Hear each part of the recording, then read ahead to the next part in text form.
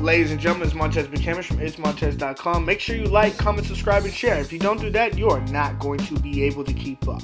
Duh. Thank you so much for tuning in. Writing can be hard for some people, and coming up with, just doing it.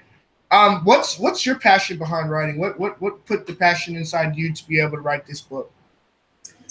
I have always been a writer, and I've always been a reader. Those are the two things that are the most consistent in my life since I was a tiny little girl.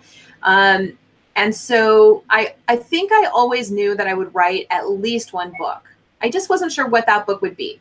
And so I would say I was excited to write the book. I always knew I'd write a book, and I didn't get nervous or worried about it until I actually sat down after the contract was signed. Because what happens is, when you write a book that's going to be, in print format, it's going to be in libraries and on people's desks and in their bookshelves, you realize that what you're about to say is tangible. Like a blog post, I can delete that. A website, like if I post something on Facebook, they say it's always there. That's fine, but I can still delete it. And so when you're putting something in print, it's like, oh my gosh, this is real. This is actually happening. This is real. This is like tangible in book format.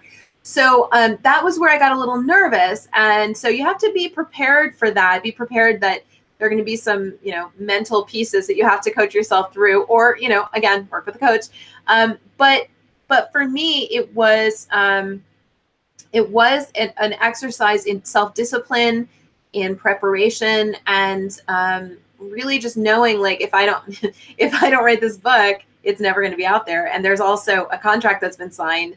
There's never a better thing to do to get yourself motivated to do something than to sell something or sign a contract, because once you do, you have to follow through. And so, like, that has always worked for me. Sometimes I've sold like online training programs that I have not yet developed. I have an outline for. But once you sell it, you have to do it. And so that's a great motivator. So it was I prepared for it. I kind of knew that, as I was in negotiations around the book deal, I knew that I was going to probably sign. And so I immediately began an exercise of writing, 1,000 words minimum, sometimes 10,000 words a day, whatever was in my head. And so a great way to become a great writer is to be a great reader. And so the more you read, the more, and the better quality that you read, the better a writer you'll be.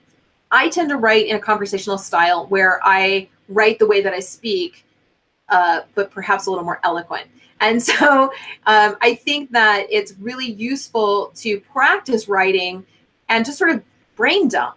Just every day, just dump what's in your brain. It can be even like I have, Word documents hundreds of pages long. And some of those pages are, I can't believe I have to write today. I have nothing to say, nothing of value. I have, nothing in my head. And I just would write that because that's what was in my head. And just dumping all that's in your brain helps you get into the craft and the practice of writing. So that's kind of how I did it.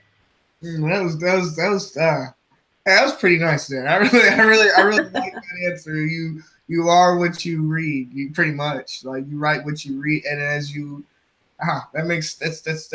You're now watching itsmontez.com. Like, comment, subscribe, and share.